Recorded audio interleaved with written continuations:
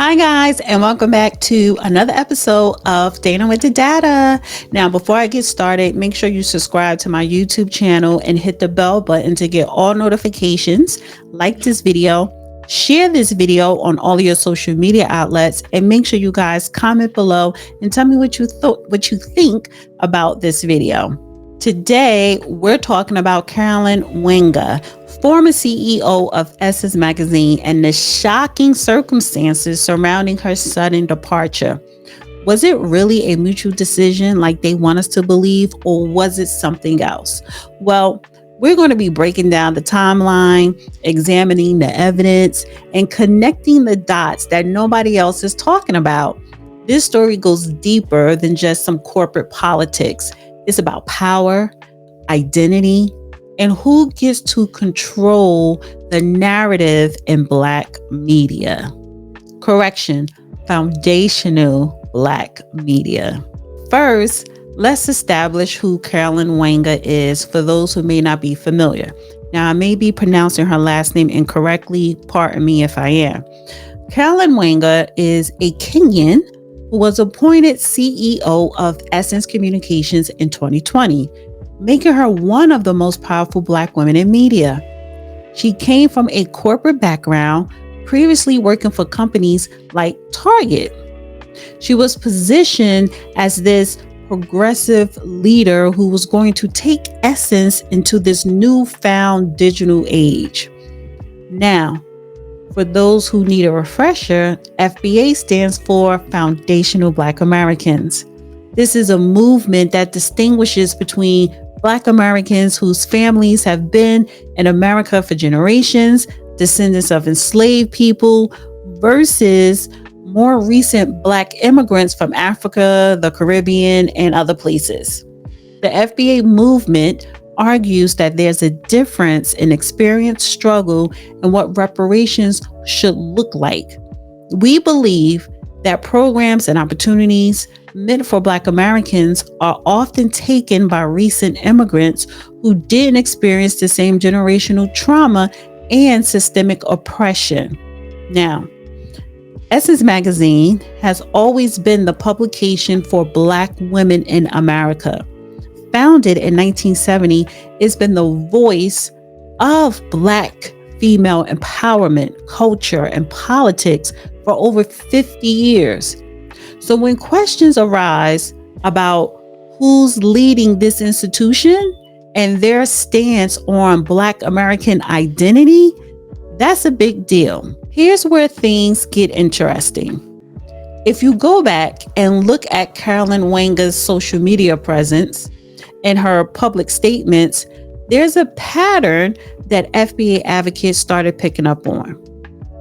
She often speaks about Black people globally and the African diaspora in ways that many FBA supporters felt diluted the specific American Black. Turning point came during the 2025 Essence Festival.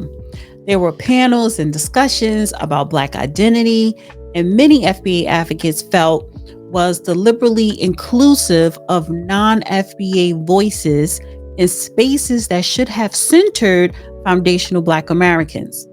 Social media started buzzing. FBA Twitter, aka Black Twitter, and y'all know how we get down on X, started calling out what they saw as erasers of FBA experience. They pointed out that Essence, a magazine built on the backs and dollars of foundational Black men, was being led by someone who seemed to actively avoid centering the FBA experience. The reason they can center themselves, and you can go to the Essence Festival and see all kind of dashikis and different things, is because our people, whenever possible and however possible, have centered Africa at the expense of our own politics and our own culture. There is no culture in the world that is richer than our culture. I hope y'all understand that. I'm talking about everything from inventions to music to food. There is no richer culture. There is no liberation struggle in the globe that is richer and more successful than our liberation struggle. in the belly of the beast. There is none. And we are here still fighting in this country. We didn't get to immigrate from Kenya or nowhere else. We are still here, largely wealthless, but here, making a way for other people who then decide that once they get here, they get to replace us. Listen, we don't replace. We make a way for people to come here and be successful. We never said nothing. We make a way for you, and we say, hey, what's your name? Tell me how to pronounce it. Okay, we good. We do that. You come here and take over our institutions and replace us, and then when we say, hey, what's going on over here? You say you're xenophobic. How? Why am I interested in this? I don't want to see none of this.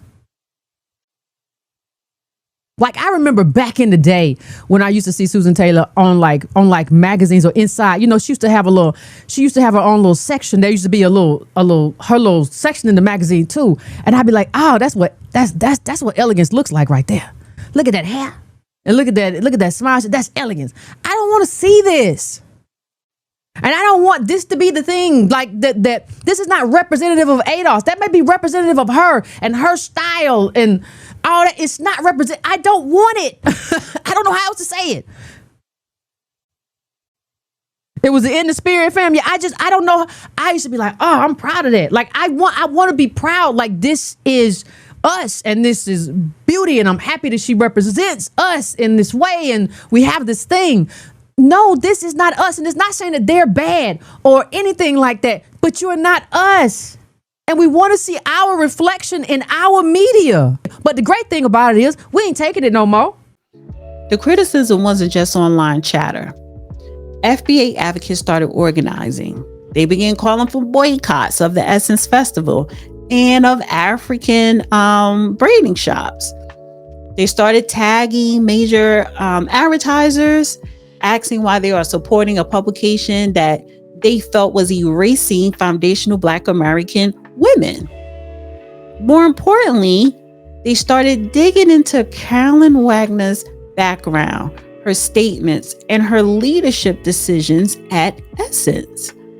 What they found was a pattern of what they call diaspora politics being prioritized over FBA specific issues. The optimal health because we started at the wrong place. Your foot is broken and you're over here trying to make sure your face look good. But you can't walk. The last one is world. What does that mean? It means something really simple that is a pet peeve of mine that I'm going to put on the table and then we're going to shut up. All this BS about African versus U.S. Black versus Caribbean Black versus Canadian Black versus Antarctica Black. I don't have facts to prove that. We everywhere. Arctic Black. If you allow that narrative to exist within you, you're participating in dismantling who we're supposed to be in this world, y'all.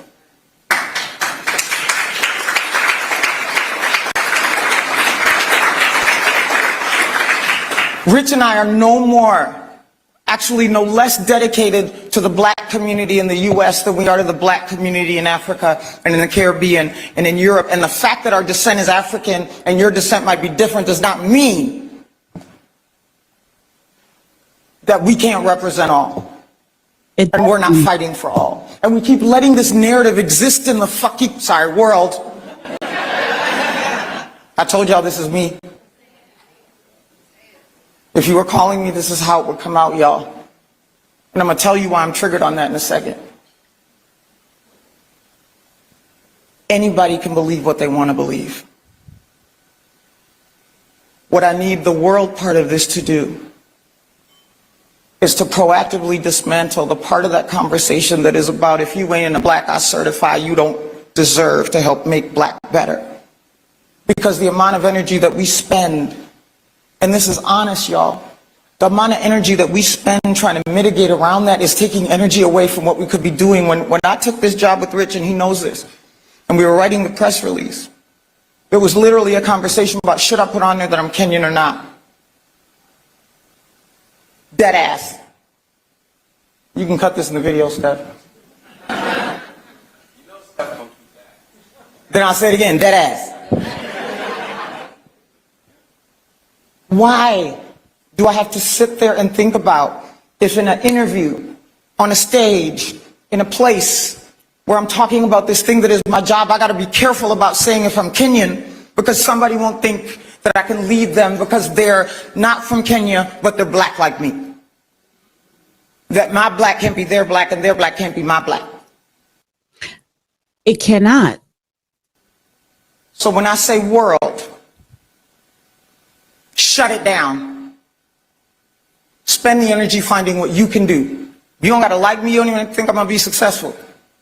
Just don't dismiss me because I'm Kenyan, and I won't dismiss you because you're black. And if you're around people that look like us that are feeding that narrative, tell them they can feel how they want to feel. But please, again, don't touch the silverware if that's how you feel. Because we got to eat. Why am I triggered by that? Because of the last 2 days and then the next 2 days. Do you see how beautiful it is for how we gather? Do you see what we've been able to do together unapologetically? Do you understand what this has done to fuel the way that people got to go back and be they black? So what would the world look like?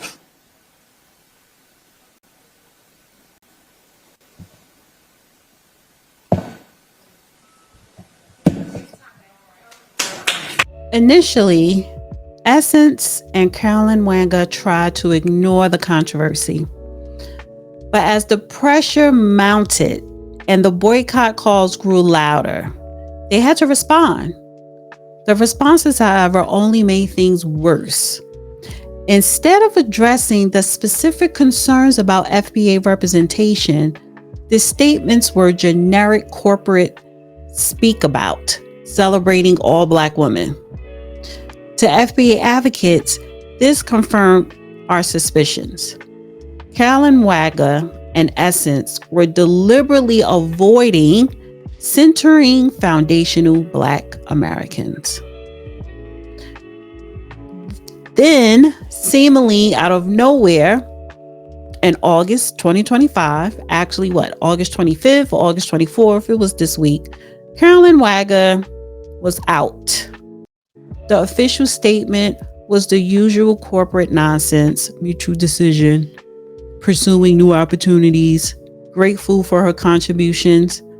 But the timing was suspicious.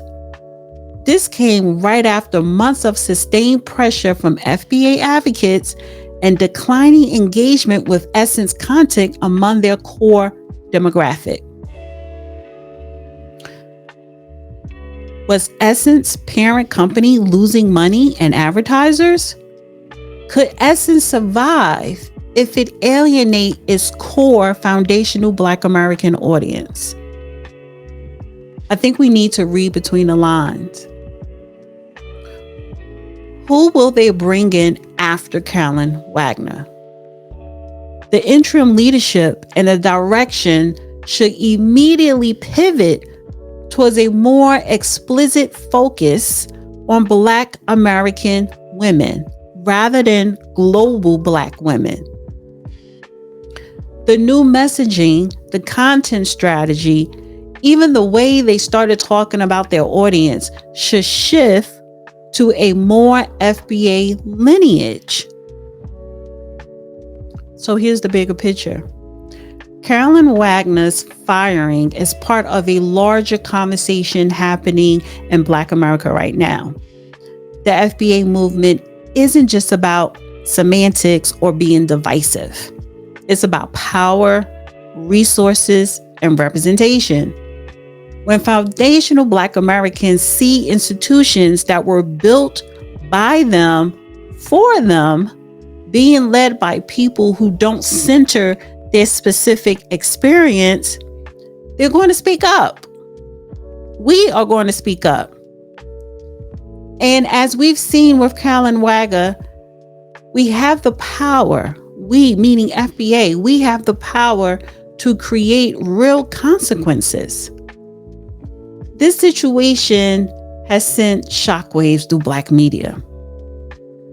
Other publications and media companies are watching and taking notes. The message is clear. If you're going to lead institutions, that serve foundational Black Americans, you better understand and respect that specific experience.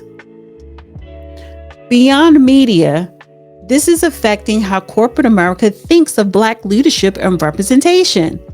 The assumption that any Black person can represent all Black experiences is being challenged, and companies are having to grapple with this distinction. This all ties back to the larger reparations conversation. Foundational Black Americans advocates argue that if we don't even get our own media institutions to center around foundational Black American experiences, how can we expect to get reparations that specifically address the harm to descendants of American slavery? Carolyn Wagner's firing is seen as a victory in that larger battle. Proof that FBA voices have power and that institutions will be held accountable. Look, I'm going to give you my honest take. Whether you agree with FBA politics or not, Carolyn Wagner was leading an institution that was built by foundational Black men and for foundational Black women. If a significant portion of that audience felt unheard and unrepresented, that's a leadership problem. The boycotts worked because they were based on legitimate concerns about representation and voice. This wasn't just online trolling. This was organized advocacy that hit where it hurts. And that is the bottom line. What this situation proves is that social media activism, when organized and sustained, can create real-world consequences. The FBA movement showed that we could move beyond Twitter debates to actual economic pressure.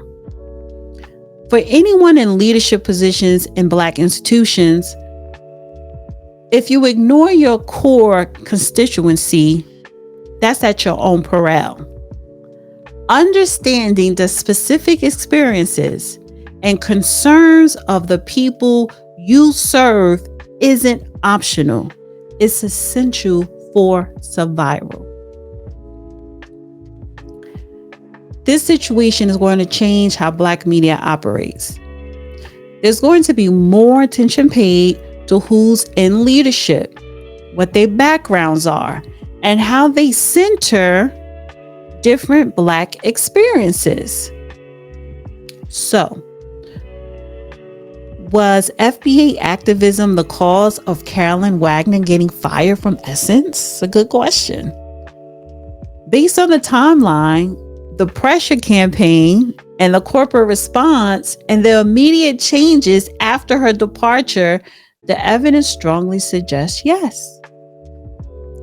This wasn't about corporate restructuring or performance issues, because she was qualified.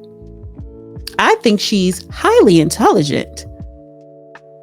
And I think she's a good person with good intentions. But this was about a fundamental disconnect between leadership and audience that became unsustainable when the audience organized and fought back. The Carolyn Wagner situation sends a clear message. Foundational Black Americans' voice matter. We have power, and we will hold institutions accountable. Whether you agree with FBA politics or not, you have to respect the effectiveness of our organizing. So guys, what do you think?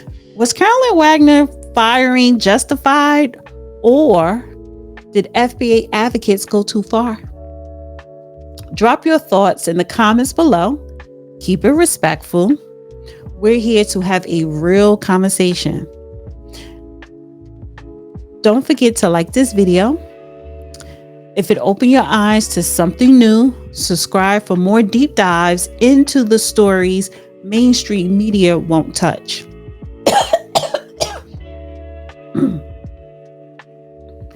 And hit that notification bell so you will never miss what I drop. No.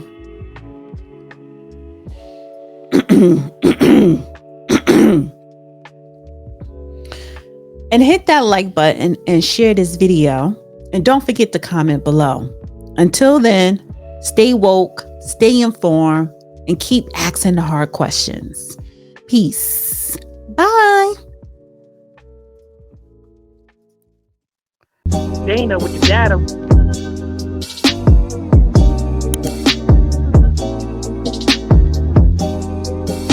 Dana with the data.